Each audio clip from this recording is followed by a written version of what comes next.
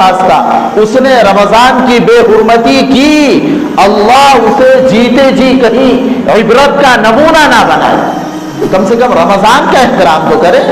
اگر واقعتاً کسی عذر کی بنا پر آپ نے روزہ چھوڑا ہے، آپ کو اس بات کی اجازت نہیں ہے کہ دھڑلے سے 4 لوگوں کے سامنے آپ کھائے گی۔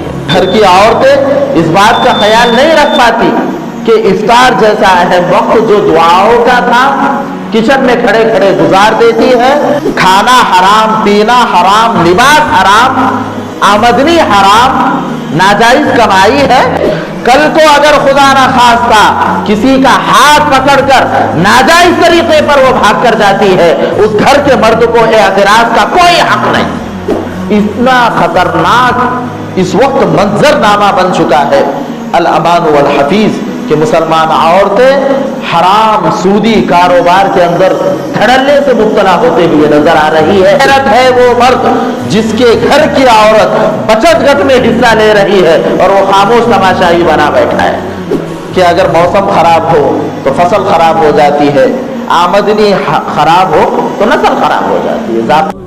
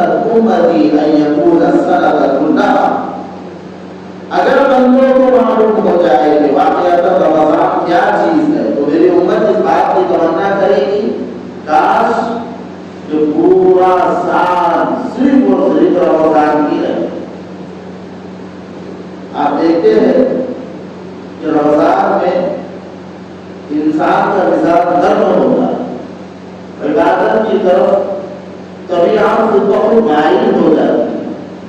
وہ بندہ جو رمضان کے علاوہ شاید جمعہ میں مسجد میں آتا ہو، رمضان کے مہینے میں پابندی سے اہتمام کے ساتھ مسجد میں آ کر بیٹھتا ہے، یہ اللہ کی طرف سے رحمت برکت نہیں تو اور کیا۔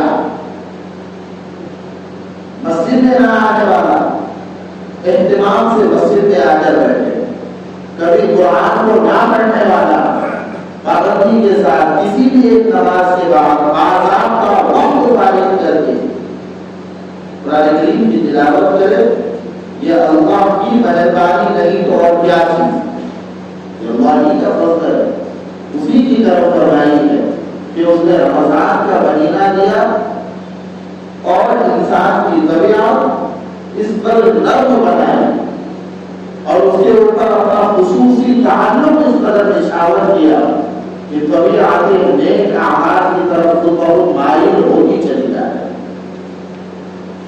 ضرورت ہے اس بات کی کہ ہم جس طرح رمضان کے شروع میں ایک جذبے کے ساتھ، ایک اچھی سوچ کے ساتھ اس مبارک مہینے کا آغاز کرتے ہیں، یہی اچھی سوچ، یہی جذبہ اور یہی احساس رمضان کے آخر تک باقی رہتا ہے۔ یہ بات دیکھنے میں آتی ہے کہ رمضان کے شروع میں عبادتوں کا ایک کریز رہتا ہے، شوق رہتا ہے، ایک جنون رہتا ہے، لیکن جو دن ختم ہوتے جاتے ہیں بہت افسوس کے ساتھ یہ کہنا پڑتا ہے کہ ہماری مسجدیں اپنی پرانی حالت پر لوٹا۔ اس کے در و دیوار ان مصلیوں کو دیکھنے کے لیے طرف جاتے ہیں جو پہلے اشرے میں کبھی نظر آیا۔ اس لیے بھائیوں، رمضان کی برکتیں اور فضیلتیں ہیں، دوسرے مہینوں میں آپ چاہ کر بھی یہ فضیلت حاصل نہیں کر سکتے۔ اگر آپ یہ چاہتے ہو کہ ہمیں صحیح معنی میں رمضان کی برکتیں حاصل ہو تو آپ کو اپنے آپ کو اعمال کا پابند بنانا پڑے گا۔ حدیث پاک میں بات ارشاد ہے، من ادى فریضۃ کان کمن ادى 70 فریضۃ۔ جس بندے نے رمضان میں ایک فرض ادا کر دیا، ایک فرض، وہ ایسا ہے جیسے کہ اس نے 70 فرائض اور دنوں میں ادا کیے۔ جس کو مثال کے طور پر ہم سمجھ سکتے ہیں کہ اگر کسی بندے نے ظہر کی ایک نماز ادا کر دی، وہ ایسا ہے جیسے کہ اس نے 70 ظہر کی نمازیں ادا کر دی۔ اور اگر دن بھر میں 5 نمازیں آپ ادا کر رہے ہیں تو ظاہر سی بات ہے ان 5 کو اگر آپ 70 میں ضرب دیں گے تو 350 نمازیں ادا کرنے کا ثواب ہو جائے گا۔ ایک دن کی 5 نمازیں ادا کرنا آپ کو 350 نمازیں ادا کرنے کا ثواب اللہ کے دربار سے دلواتی ہے۔ جنت کے دروازے کھول دیے جاتے ہیں ایمان والوں کے لیے، اور عمومی طور پر مغفرت کا اعلان ہوتا ہے، قبولیت کی گھڑیاں عام ہوتی ہے۔ افطار کے وقت خصوصیت کے ساتھ ایمان والوں کی دعائیں قبول کی جاتی ہے۔ یہ سب کس کے لیے ہے؟ یہ آپ کے اکرام میں، جو حضور کے سرکار ہوئے میں ہمیں یہ چیز ملی، پھر ایام کی قدردانی کرنی ہے۔ دن کی عبادت روزہ قرار دیا گیا ہے۔ روزہ بہت اہم عبادت ہے، اسلام کا ستون ہے، اور شیطان کے ہر گھنٹے سے بچنے کا ایک اہم سبب ہے۔ الصوم جنہ ما لم یشرکھا، ایک حدیث میں ہے الصوم جنۃ من النار، روزہ یہ جہنم سے بچاؤ ہے۔ روزہ شیطان کے مکر سے اور اس کی فریب کاریوں سے انسان کے لیے ڈھال ہے۔ اگر کوئی بندہ واقعتاً روزے کو روزے کی طرح گزارتا ہے تو شیطان کا بس اس پر نہیں چلتا۔ دن کی عبادتوں میں روزے کو ضروری قرار دیا گیا، اور رات کی عبادتوں میں قیام اللیل یعنی تراویح کی نماز اس امت کے لیے سنت قرار دی ہے۔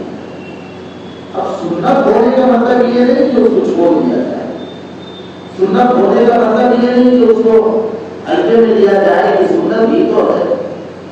آپ کو معلوم ہونا چاہیے تراویح کے ایک ایک سجدے سے اللہ کی خصوصی محبت بندے کو حاصل ہوتی ہے۔ نوافل کے ذریعے سے بندہ اللہ سے قریب ہوتا ہے، فرض تو ادا کرتے ہی ہے، لیکن اگر کوئی نوافل اور سنت کا بھی اہتمام کر رہا ہے تو یہ اور زیادہ خصوصی تعلق کی علامت ہے، اس لیے تراویح کا بھی اہتمام۔ علیہ السلام نے اپنے عمل کے ذریعے سے اس کو ثابت کر کے بتایا کہ تراویح کس قدر اہم ہے، اور یہ بھی فرمایا کہ میں نے اس لیے 3 دن کے بعد اس کی ادائیگی چھوڑ دی، اگر اس پر میں پابندی سے عمل کرتا تو میرا شوق اور عام لوگوں کا جذبہ دیکھ کر بعض والوں پر ذریعے فرض نہ کیا جاتا۔ تراویح اگر فرض ہوتی تو ظاہر سی بات ہے جو واقعات معذور ہے، مجبور ہے، ان کے لیے تو بھی دشواریاں پیش آئی۔ اس لیے کہا گیا کہ اس کے رات کے قیام کو اللہ نے سنت قرار دیا، یعنی اگر کوئی واقعات نزول نہ ہو تو اس پر عمل داری یہ بہت ضروری چیز ہے۔ تراویح کا اہتمام، اگر آپ اللہ نے آپ کو توفیق دی ہے، آپ 10 دن میں پڑھ رہے ہیں یا 15 دن میں پڑھ رہے ہیں، موقع دیا ہے تو تراویح کا اہتمام ہونا چاہیے۔ اور خصوصیت کے ساتھ میرے ان بھائیوں سے میں درخواست کرتا ہوں 10 دن میں اگر آپ کو اللہ نے پڑھنے کی توفیق دی ہے ٹھیک ہے، بہت اچھی بات ہے، لیکن پڑھنا ہے تو ہم واقعتاً اس کو تراویح سمجھ کر پڑھے۔ 10 دن میں اگر ہم تراویح پڑھ رہے ہیں تو اس دوران کچھ غلطیاں نظر آتی ہے۔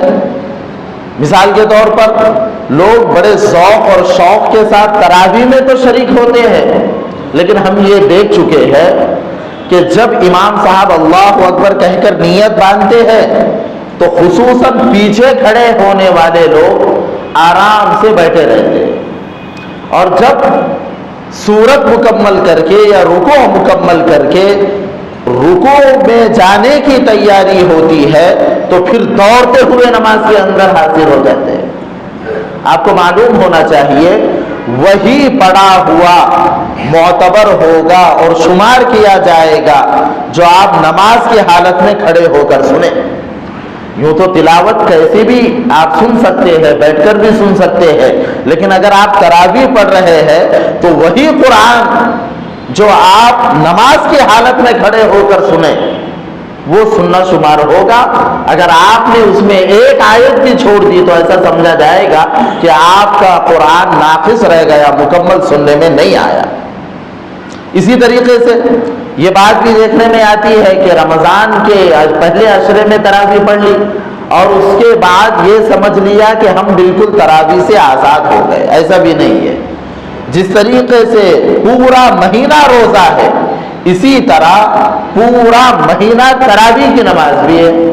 آپ کی ذمہ داری ہے کہ آپ جہاں روزے کو اہمیت دے رہے ہیں تراویح کو بھی اہتمام کے ساتھ ادا کریں، تبھی جا کر صحیح معنی میں رمضان کی برکتیں حاصل ہو سکتی ہے۔ روزہ واقعتاً ڈھال ہے، انسان کے وجود کو اللہ نے 2 چیزوں سے بنایا ہے، ایک تو یہ جو جسم اور دوسری اس کی روح۔ روزہ ایسی اہم عبادت ہے کہ اس کے ذریعے سے اس کے جسم کی اور اس کی روح دونوں چیزوں کی پاکیزگی حاصل ہوتی ہے، انسان کا نفس کنٹرول میں آتا ہے۔ روزہ ایسی عبادت ہے کہ جس کی برکت سے انسان کا سرکش نفس بھی مطیع اور فرما بردار بن جاتا ہے۔ اسی لیے ہم دیکھیں گے رمضان میں نوافل کا پڑھنا بھی بندوں کے لیے آسان ہو جاتا ہے۔ عام دنوں میں فرض میں بھی کوتاہی ہوتی ہے، لیکن رمضان میں الحمدللہ ذرا فکر کرتا ہے تو اشراق بھی ہو رہی ہے، چاشت بھی ہو رہی ہے، اور بعض اللہ کے بندے صلاۃ التسبیح کا بھی اہتمام کر رہے ہیں، तहज्जुद का एहतमाम भी एक आम बात है। अव्वाबीन के लिए भी आपको बाद नमाज मगरिब अल्लाह के बंदों की एक बड़ी तादाद मस्जिद में नमाज अदा करते हुए नजर आए। तो ये नफ्स की इताअत और फर्मा बरदारी की एक बेहतरीन मिसाल है जो रोज़ों की बरकत से हासिल हुई है। मगर हम ये देख रहे हैं कि रोज़ेदार 3 तरह के होते हैं। एक तो वो है जो खाने पीने से अपने आप को रोके, ये पहला दर्जा। दूसरा दर्जा ये है कि बंदा खाने पीने से भी रुके, गलत बोलने, गलत देखने, गलत सोचने, गलत सुनने, गलत प्लानिंग करने से भी अपने आप को रोके, ये दूसरा दर्जा है। और तीसरा दर्जा ये है कि उस बंदे का ताल्लुक रोजे की हालत में अल्लाह की जात के साथ ऐसा कायम हो कि वो जर्रा बराबर भी गाफिल ना रहे, ये तीसरा दर्जा है। तो पहला सिर्फ भूखा रहना, दूसरा भूख के साथ गुनाहों से परहेज करना, और तीसरा भूखा रहना, गुनाहों से परहेज करना और अल्लाह की जात के साथ एक खुसूसी ताल्लुक जुड़े रहना। ये 3 दर्जात है रोजे के। हम देख रहे हैं कि रोजे हो रहे हैं लेकिन रमजान जैसे खत्म नफ्स आजाद हो गया। उसकी वजह क्या है? हालांकि रमजान की खुसूसियत तो ये है, इमाम रब्बानी हजरत मुजद्दिद अल-फसानी रहमतुल्लाह अलैहि ने अपने मकतूबात में ये बात लिखी है कि रमजान की खुसूसियत ये है कि अगर बंदा 11 महीने, 1 महीना अगर अच्छे से अमल करता है तो 11 महीने तक के उसके लिए अमल करना बिल्कुल आसान हो जाता है। लेकिन वो रमजान को वैसा गुजारे तभी जाकर बाद के महीनों में उसे इबादत की तौफीक होगी, वरना तो मालूम हुआ कि यहाँ रमजान खत्म, यहाँ मुसलमानी खत्म हो गई। ऐसा भी नहीं होना चाहिए। हदीस पाक में है, मल्लम यदा कौल ज़ूर वल अमल बिही फलैसा लिल्लाहि हाजतुन अन यदा तआमहु व शराबा। जो आदमी झूठ बात, गुनाह के अल्फाज ना छोड़े, अल्लाह को इस बात की परवाह नहीं कि वो अपना खाना पीना छोड़े या कैसा भी रहे, उसके रोजे की अल्लाह को परवाह नहीं है। इसलिए रमजान में जहां पेट का रोजा होता है, इसी तरीके से झूठ से भी रोजा यानी बचे, गीबत से भी बचे, अल्फाज के गलत इस्तेमाल से भी बचे। ये तो रोजेदारों के लिए हिदायत है। अब जरा सोचे मेरे उन भाइयों का क्या हाल होगा कि जो रमजान जैसे अहम मौके को भी खाने पीने की नजर कर देते हैं। बहुत अफसोस होता है, बहुत तकलीफ होती है उस वक्त जब हम देखते हैं कि बाजार में कोई नौजवान मुसलमान कहे जाने वाला धड़ल्ले से खा रहा है, पी रहा है, और बीच चौराहे पे खड़े होकर ना उसे कोई शर्म है ना कोई हया है। वो इस बात का तक के डर नहीं रखता कि अगर खुदा न खास्ता उसने रमजान की बेहुरमती की, अल्लाह उसे जीते जी कहीं इबरत का नमूना ना बनाए। नौजवान इस बात की परवाह नहीं कर रहे। जहां रोजे रखने वालों की तादाद अल्हम्दुलिल्लाह नजर आ रही है, वहीं पर रोजा छोड़ने वालों की भी एक बहुत बड़ी तादाद आपको बाजार में, गली कूचों में यूं ही नजर आ जाएगी। पूछा जाए कि भाई आप मुसलमान हैं, रोजा क्यों नहीं रखते? तो जवाब यही होता है कि बर्दाश्त नहीं होता। ईमान वाले, तो चंद दिनों तक के महज अल्लाह की रजामंदी के लिए अगर भूख प्यास को बर्दाश्त नहीं कर सकता, यहाँ तो भूख प्यास है बोलकर तू खा पी के गुजार देगा, लेकिन मैदान हश्र में जब कड़ाके की धूप होंगी उस वक्त तेरा कौन पुरसाने हाल होगा। रमजान दिया है अल्लाह ने, हम ये क्यों नहीं कहते कि चलो 1 महीना तो है, यूं ही गुजर जाएगा अगर इसकी मैं कदरदानी करता हूं। अफसोस कि बाज दफा गैर मुस्लिम तक के बेचारा महज किसी रोजेदार के एहतराम में खाना पीना पसंद नहीं करता, मगर यहाँ पर एक मुसलमान जो ईमान वाला है, कलीमे वाला है, बूढ़े माँ बाप घर में रोजा रख रहे हैं, जवान बेटा आराम से खा पी कर पूरा दिन गुजार रहा है। हजरत حکیم الامت مولانا اشرف علی تھانوی رحمۃ اللہ علیہ نے یہ واقعہ اپنی کتاب میں لکھا ہے کہ ایک یہودی شخص انتقال کرتا ہے. انتقال کے بعد اس کا ایک پڑوسی اس کو خواب میں دیکھتا ہے کہ جو میرا یہودی پڑوسی دنیا سے گیا تھا بہت زیادہ چین سکون کے عالم میں نظر آ رہا ہے. وہ تو پریشان ہو گیا کہ بھائی تمہارے پاس تو ایمان بھی نہیں تھا, تم کیسے کیا اتنے اونچے درجات پر فائز ہو گئے. اس نے کہا واقعتاً میں مسلمان نہیں تھا, لیکن ایک مرتبہ ایسا ہوا کہ میں اپنے بیٹے کو ایک بازار سے لے کر جا رہا تھا, میرا چھوٹا بیٹا میرے ساتھ تھا, اس نے نادانستہ طور پر نادانی میں ایک چیز اٹھا کر اپنے منہ میں ڈال دی. بھرے بازار میں نے اسے ایک تھپڑ لگایا اور کہا تجھے شرم نہیں آتی, یہ رمضان کا مہینہ ہے, مسلمان کے چھوٹے چھوٹے بچے بھوک اور پیاس کی شدت کو برداشت کر رہے ہیں اور تو بازار میں چلتے پھرتے کھا رہا ہے. پھر وہ کہنے لگا کہ موت کا وقت قریب تھا, جب میرے اوپر آخری وقت ظاہر ہونے لگا, اللہ کے دو فرشتے نورانی مخلوق میرے پاس آتی ہیں اور کہتی ہیں کہ رمضان کے احترام کی برکت سے آخری وقت ہم تجھے کلمے کی تلقین کرتے ہیں, تو کلمہ پڑھ لے اور ہمیشہ کی جہنم سے بچ کر جنت کے اندر داخل ہو جائے. یہ رمضان کا احترام. آج مسلمان کم سے کم رمضان کا احترام تو کرے. اگر واقعتاً کسی عذر کی بنا پر آپ نے روزہ چھوڑا ہے, آپ کو اس بات کی اجازت نہیں ہے کہ دھڑلے سے 4 لوگوں کے سامنے آپ کھائیں گے. اگر مان لیجئے رمضان کے دن میں کسی عذر کی وجہ سے روزہ ٹوٹ بھی جاتا ہے, شام تک کے خاموش رہنا بغیر کھائے پیے آپ کی ذمہ ضروری ہے. یوں نہیں کہ روزہ ٹوٹ گیا اب جو چاہے آپ کھا لے پی لے, اس کی اجازت نہیں ہے آپ کو. اسی طریقے سے رمضان کا ایک اہم قیمتی عمل ہے دعا. جب اللہ نے فرما دیا کہ تمہاری دعائیں قبول ہوگی, اب اس سے بڑھ کر بد نصیب کون ہو سکتا ہے کہ جو رمضان کے مہینے میں اللہ کی طرف سے اعلان ہونے کے باوجود بھی دعا کے لیے ہاتھ نہ اٹھائے. دعائیں قبول ہوگی بشارت سنا دی گئی ہے. اب ذرا تھوڑا اس طرف بھی توجہ دے کہ دعا قبول کیوں نہیں ہو رہی ہے. پہلی بات تو ایک بڑا طبقہ وہ ہے جسے دعا مانگنے کی توفیق ہی میسر نہیں ہے ہی نہیں. افطار کا وقت بھی تیاری کے نام بھیڑ چڑھ جاتا ہے. ہمیں اس بات کی بھی فکر نہیں ہوتی کہ کتنا اہم ترین وقت ہم نے یوں ہی گزار دیا ہے. گھر کی عورتیں اس بات کا خیال نہیں رکھ پاتی کہ افطار جیسا اہم وقت جو دعاؤں کا تھا کچن میں کھڑے کھڑے گزار دیتی ہے, اور وہ بیچاری بہت بڑی خیر اور بھلائی سے محروم ہو جاتی ہے. آپ کی ذمہ داری تھی کہ آپ ان سے کہتے کہ دیکھو یہ سب عارضی چیز ہے کھانا پینا, اگر واقعتاً بنوانا بھی ہو تو کچھ ایسا پہلے بنوا دیا جائے کہ آخر کے 10-15 منٹ دعا کے لیے مختص ہو.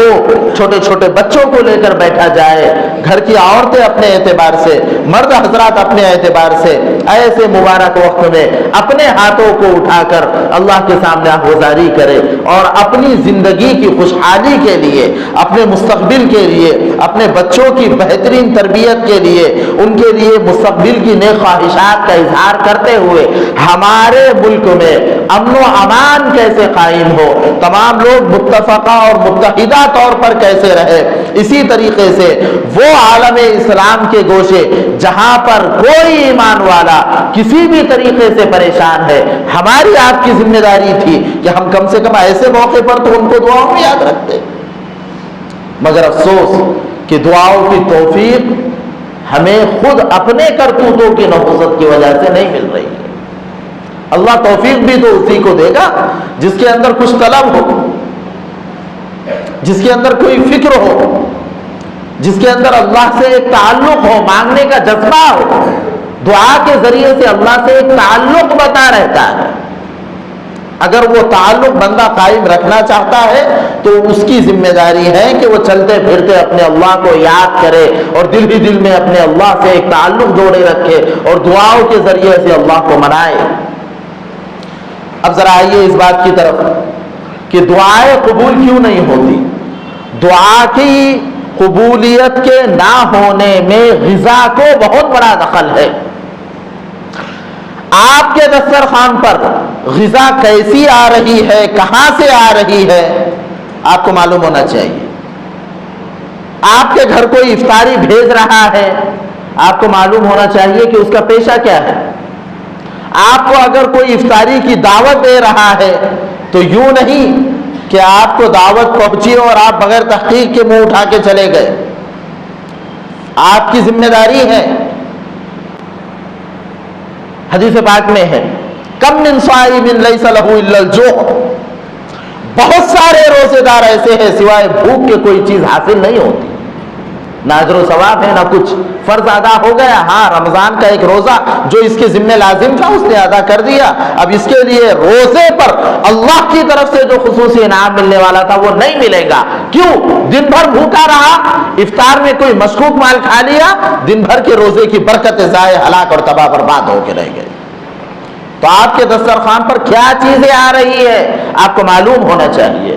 اگر غذا صحیح نہیں ہے، پاک نہیں ہے، حق حلال نہیں ہے تو ہم رمضان کی برکتیں حاصل نہیں کر سکتے۔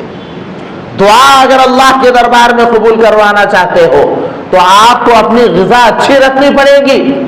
حدیث پاک میں پیارے آقا نے ارشاد فرمایا رب اغبر اشعث یمد یدیہ الی السماء ثم یقول یا ربی یا ربی، بہت سارے پراگندہ حال، پریشان کن ایسے لوگ بھی نظر آئیں گے جو آسمان کی طرف ہاتھ اٹھا کر اللہ کو پکارتے ہیں، لیکن وَمَلْبَسُهُ حَرَامٌ وَمَشْرَبُهُ حَرَامٌ وَمَطْعَمُهُ حَرَامٌ فَأَنَّىٰ يُسْتَجَابُ لَهُ، کھانا حرام، پینا حرام، لباس حرام، آمدنی حرام، ناجائز کمائی ہے، فَأَنَّىٰ يُسْتَجَابُ لَهُ، اس کی دعا کہاں سے قبول ہوگی؟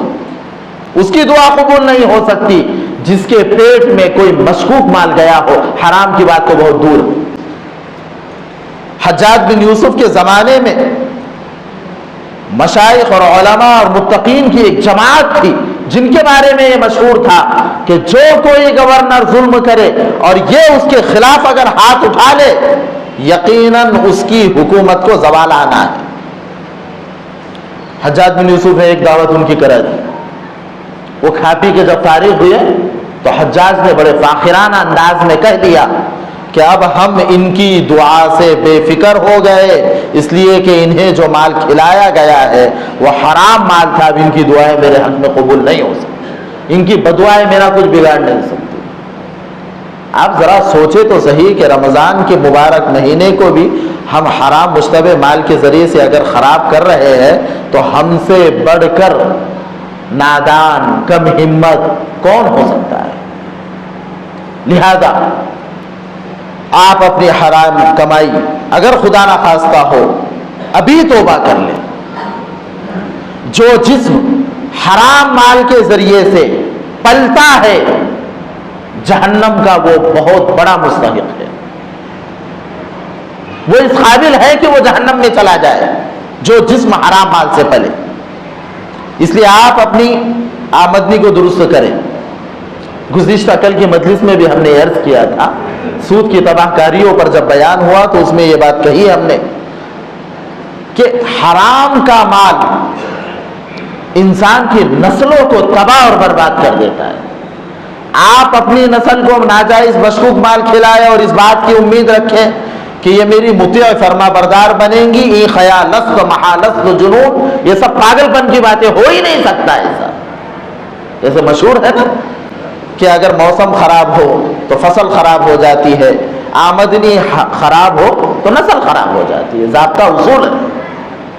تو اگر آپ یہ چاہتے ہیں کہ آپ کی اولاد آپ کی فرما بردار رہے تو آپ کی ذمہ داری ہے کہ آپ حرام مال سے ان کو بچائیں اور خود بھی بچیں، محنت کی غذا انہیں میسر کرائے، شارٹ کٹ راستے مالدار بننے کی تلاش نہ کریں۔